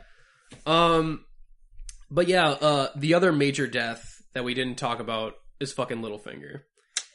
Okay, I got something to say about that. Yeah. Okay, go for it. So, they've been establishing this whole conflict about Arya and Sansa, possibly getting, turning on each other, because Littlefinger's trying to orchestrate this whole, like, oh, maybe they don't trust each other as much as you think you do, and I feel like on the one hand, I get the intention of the scene, I get the intention of that arc, but on the other hand, I never really bought it, and not just because of the twist, but I feel like the actual plotline itself felt a little too manufactured. It's like, okay, we need a reason to keep cutting back to Sansa and Arya, and we need a reason for the audience to suspect they might turn on each other, even though there's no real reason why they would. Well, if I were to, it is a mislead, but I feel like the mislead is effective because Sansa's kind of stupid. You have to believe that one, Sansa is dumb enough to make like the bad decisions that she makes. And two, you have to believe that Arya is cruel enough that she would kill her own sister for kind of vaguely siding with the Lannisters. But that's the thing, that we hadn't seen that, where Sansa was making better decisions this last season. Right, and then Arya had that scene where she was more respectful and she chose to go home rather than go after revenge with Cersei. Mm-hmm. So you never quite, like, I'm always like, they could do this. I won't like it if they do this. But I do believe that it could happen, and that's all they really all they really wanted to get out of you is like, you believe that it could happen. It's leave it within the realm of possibility. Yeah. Also, they keep it really vague. I'm sorry. They also keep it really vague as when they figure it out and turn on Littlefinger. Mm-hmm. Because what I realized is that why we haven't seen Bran this season is because we need to sell that misdirect. Right. And we can't see Bran just giving everybody information on like, oh yeah, this is what's happening, this is what's happening. And also we see Bran later, where he's not omniscient. He has to go through the memories of Westeros, like, intentionally. Right. It's basically he has a giant history book that tells him everything. Yeah, so he can't... Yeah, now Sam is his Google, so he can be able to look things up. Yeah, so he's a search engine. He's not, like, he doesn't know everything that's happening all the time. He has to, like, physically go and look at shit. Yeah. So Ask Bran. It does give him a limit to his power. It does give him a limit to his power, which is good, because that that way we're not questioning, like, hey, why did Bran not see this shit coming? Right. Or why did Bran not see this or that? It's like, oh, well, he has a limited amount of, like, time and brain space to actually, like, do this shit. And so what I'd like to think is that eventually that the two siblings, Arya and Sansa, they realize like, hey, Littlefinger's totally playing us. You think? Yeah, I think. Should we ask Bran about it? Yeah, let's ask Bran about it. And apparently there is a deleted scene where they do that. Oh yeah. And they cut it because it's like, yeah, that it drops all the tension out of the last scene, you know. Exactly. So we need to cut that. And then people were and it was a very good death. I mean, for Littlefinger. Oh, it yeah. was a very dramatic scene. And so. people were saying that like apparently Littlefinger was being followed by crows in all of his scenes this season, and that ravens, and that could be why, like, it could be a subtle metaphor for like Bran watching him, Right.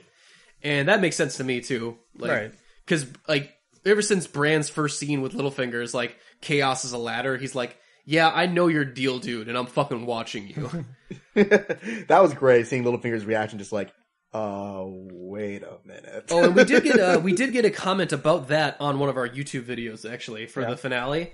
Let's see if I can't find the name of the guy here, but he did mention that I think it was my complaint that Littlefinger he hasn't been really doing much this season, like other than kind of scheming.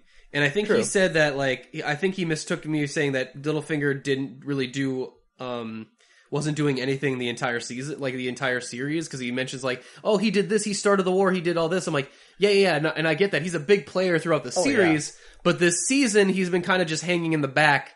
Like the biggest problem is that his machinations never fingers. got him anything in the long run. Yeah, and which I guess is kind of the point, that he put all this effort into nothing. Yeah. Really, in the end. Yeah, which is actually I actually really like that a lot. And yeah, the what do you call it? The misdirect, it really leads me to a moment that I absolutely love, which is Arya being brought to the chamber and Sansa going, "Are you ready to answer for your crimes, Lord Baelish?" And that moment, It is a really fuck yeah moment. that moment, I'm like, I don't care how much misdirect we had to go through for that. That was fucking worth it. Where he gets that look like, sorry, what? Yeah, Aidan Gillen sold that scene Dude. completely. Like, every little thing he did was just great. That actor, he has been preparing for this scene For like seasons. for the like. It seems like he has been preparing this for day 1, because we go through everything. We go through bartering. Like, he tries to get weasel his way out of it. He tries to muscle his way out of it by like going to the guy like, I demand you to escort me back to the Vale, and that guy's like, and then the guy tells him, there's enemies around, you cannot fast travel here. can't fast travel. And I love that, because that guy, I'm like, yeah, I've never liked you. Yeah. Why would you think I would help you out here? I've always hated you. And he tries to, he goes onto his knees and fucking begs. Like a bitch. I loved your mother and I love you. Please don't. Like, he goes through everything, and I'm like, I think my favorite part is when she goes back to him, like, if I could just speak to you alone, I could explain everything. And then Sansa goes, when I like to think of someone's motives, I like to think of what is the worst thing that they could want. And she shows that, throwing yeah, his work she back was at him. listening and she was learning. And he gets this look on his face like, I'm fucked. Oh, no. And that's what makes his death so satisfying, is that we love seeing bad characters get it. And I don't know about you guys, but I love seeing characters where they realize it's gonna happen way before. Like, as soon as they mention his name, his number is up. It's done. It's over, son. And Arya's just in the back waiting for She's it. just like Sansa, just say the word so I can waste this fool. Like, it's well, yeah, because I mean, through this whole entire season, Arya gets this one realization, and she realizes, oh yeah, Littlefinger is the number 1 on my list. Like, he is actually like above Cersei on her list, whether she knew it or not. yeah, Well, because everything, including their dad's death, is his fault. Yeah. So. yeah, and it's it's really interesting. Dave L, that was the guy who made that, who commented on our YouTube video. So, thanks for the feedback, Dave. I'll try to be more explicit with my Littlefinger criticisms. But yeah, also it makes sense for Littlefinger to die this season, because he doesn't really have much left of his arc either. No. Unless he actually does become king, like because his whole plan is to sit on the Iron Throne with Sansa at his side or whatever, like that. he basically he revealed his hand last season. So there's not much for his character. There's not much for his character to go or do, unless they're willing to go all the way with that. And they're like, nah, we're gonna have him die by having his throat slit. And how awesome was the throat slit where he's mid plead? Arya just comes up and is just like, nah, you done. And it's very fitting. So. And he just goes out and like his body just thunks on the ground. Everyone's just looking on like, yeah, fuck that guy. No one will mourn him. Like no one liked him. No. Like, and yeah, it just show. I love the fact that all his manipulations, everything, all of his grand schemes, they all led up to nothing. Like it all, none of it worked out to his favor at all. And it felt very. It was good. Yeah. It good. Although, what's actually going to happen to their cousin now? Oh, yeah. Sir Titsalot. Oh, the little creepy kid? Yeah. We're gonna forget about him in the plot. Yeah, I'm sure. He'll be Probably. completely forgotten about. I mean, he's literally doing nothing pretty much right now. Just like he's barely training, to have the semblance of competence as it is. So it's like, whatever. We treat Dorne and the Tyrells like they don't exist, even though the Tyrells should have an army in another location that they were marched out of. Right. And then the Dorne still has a whole fucking country. Like their army might be fucked up, but like their whole country, I can't imagine they're mad. Like they're not too happy about it too. But no one wants to see that shit anymore because we're like, nah, we're all about the other characters. So fuck those guys. Yeah. I do love the Onion Knight. I feel like the Onion Knight is not long for this world. Well, Davos is like one of the best characters they have for the show. He's and great. He's the Jiminy Cricket of the show, pretty much. He's the good conscience whispering into the ears of other people. Yeah, I feel like he's going to sacrifice himself for Gendry or Jon. And I love him. He's been so good even this season. Like every season he's been in, he's been good. But this season's been great. Because he slid his way into being Jon's right hand. Yeah. Kind of like out of nowhere, like last season.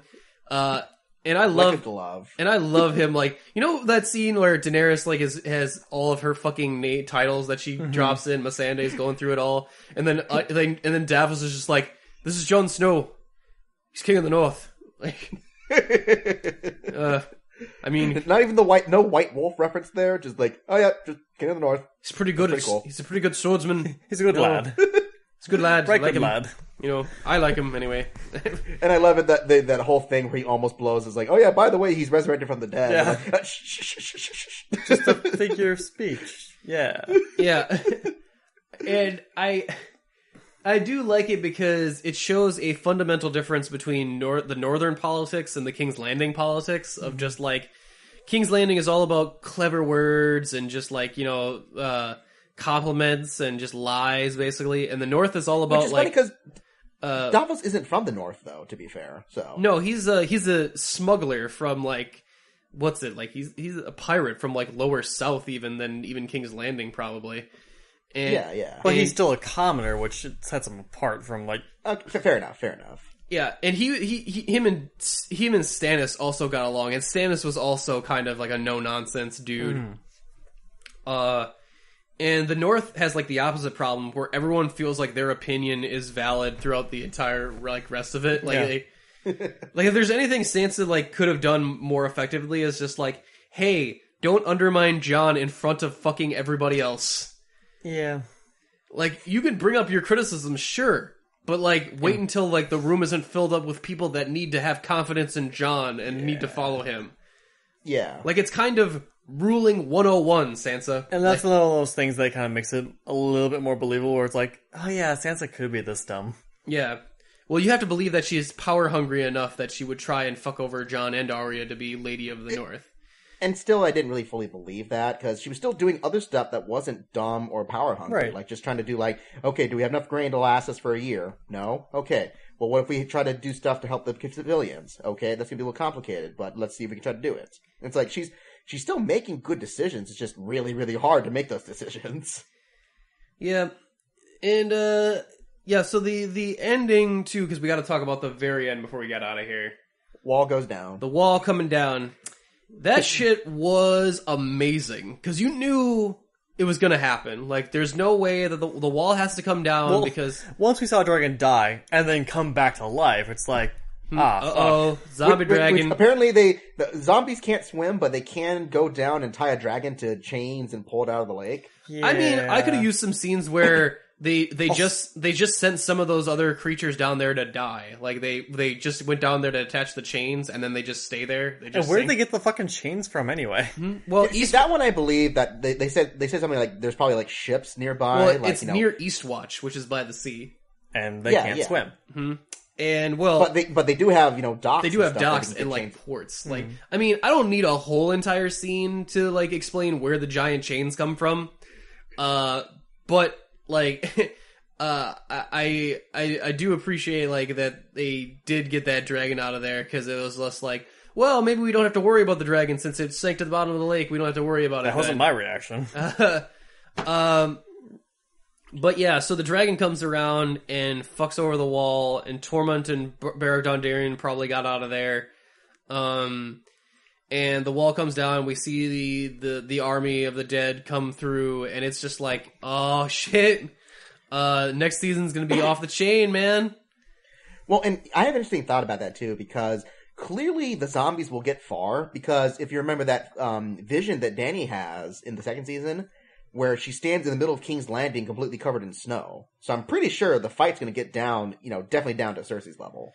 Yeah, and Cersei's move is just like, oh, well, let the dead and the living fight amongst themselves, and we'll take care of whoever's left. And I'm like, you're not thinking this through, are you? You don't really get how the dead work, right? Because if the dead win, then all of the living people become another army for them. They only gain. There's no negative. Well, for the they win. will lose some because any of the zombies that the living kill will still die, but it's going to be a wash more likely. Still, you got to assume there's at least going to be a couple zombie dragons you're going to have to fight. Yeah. But then if you assume that the living are going to win, you'd have to have enough of the living would have to lose in order for them to not be a threat to you. So that means like how many of the Dothraki would have to die? There'd have to be, I don't know. For me, I'm like, if one dragon survives, you're fucked. Mm-hmm. You're just fucked. Like, and it's like, well, we have the Golden Cup. 20,000 sellswords that have elephants that as soon as they see a dragon are probably going to cut tail and run because they're fucking sellswords. Man, when they said that they had elephants, I just got thoughts of Lord of the Rings, because like that giant battle they had against the Oliphants, I'm like, I want to see that with Game of Thrones stuff. That would be amazing. Where dragons picking up elephants out of nowhere and dropping their asses. Like, yeah, I'll watch that. Or it'll be like the Ghost Army in Lord of the Rings, where they take down an elephant by just climbing on top of it one by one, and it's just like, yeah, I want to see that, but with the whites, just like they'll dogpile onto the elephants. But yeah, so good. That was our. I think unless anyone has any last minute things to wrap up, that was Game of Thrones season 7. Well, my last thing is just a little bit more on the fast traveling. Is that my biggest problem with it was when they're actually going to get the White Walker, whereas like you didn't have time to stop at the north first, go to Winterfell, see what's going on. I think they sailed there. It was a dumb plan. It was a dumb plan from the beginning. Yeah, so. Well, it's like. It's not like it's a plan where it's like where you have no good plan, like the least dumb plan seems to be the good, like the best out of your options. And like I would have liked it better if that they showed it at the north as well, some of the other northern lords, so that like because even some of the northern lords are kind of like, well, we hear you talk about the great threat and we'll take it on faith or whatever, but I feel like it could have really solidified his position as king as well. But, they're not really a whole lot of time with that. Otherwise, are we pretty much wrapped up? Has our watch ended for now? Well. Yeah, except apparently sex on a boat with your aunt is pretty attractive for some people. Oh, we didn't even talk about sex, and they're like, okay, well, that one is weird. We don't have to say much about it, but... I mean, it's weird because the show knows it's weird. Like, they make it to where that scene is fucking awkward as shit. Well, they also make sure to reveal, like, oh yeah, Jon's just the king. Like, yeah, he is the heir to the throne. I feel like that. Well, they reveal something that most like if the audience hasn't known, they've suspected for a grand long while. And yeah, so that puts Jon as a more legitimate claim to the Iron Throne than Daenerys technically. So that probably will cause conflict the next season. Yep. I feel like that'll cause more conflict for them even being related because, well, one, they're aunt and nephew, which still ew, but like not as like. I mean, Jaime and Cersei have been fucking each other since season 1, Right. So Yeah. So it's not like we haven't seen worse, and the Targaryens were always known for like, oh yeah, inbreeding is not a big deal, Right, but that was part of the problem. and yeah, well, I don't know. Genetically, I think you can be as far as second cousins or something. I don't know. I don't remember. It's not something I've ever really paid that much attention to. I guess it's Yeah. weird how in 2017 I basically had to preface, like, I never had to think on this podcast, I had to go like, so what are your thoughts on incest? Like, specifically. Like, I never thought I'd have to discuss that, but... I think like a lot of things, it was just the problem that the romance between Jon and Dany was very rushed, where it's like, okay, I mean, they're selling it as actors, but as a plot, it feels like it happens really quickly. But, I mean, it's one of those sad things too, it's like, well... do you want the payoff or do you not? Because that's a thing that people, I guess, have been looking forward to, question mark. Mm-hmm. But it's one of those things where it's like, yeah, we had to do it in pretty much the span of like 4 episodes. Right. So.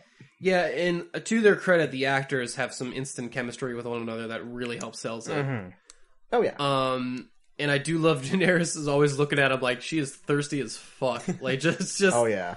Like, goddamn. And somehow she got more turned on by seeing his death wounds that he got earlier. Those giant stitches on his chest. It's like, oh, ooh. I've ever seen another meme around that was just like, oh yeah, here for some dragon ass. Well, here, come get it. Like, dragon glass. Dragon glass. Oh.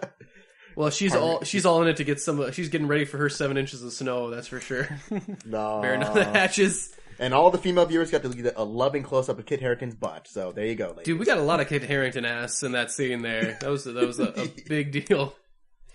And then there was just the scene of Tyrion listening in on that.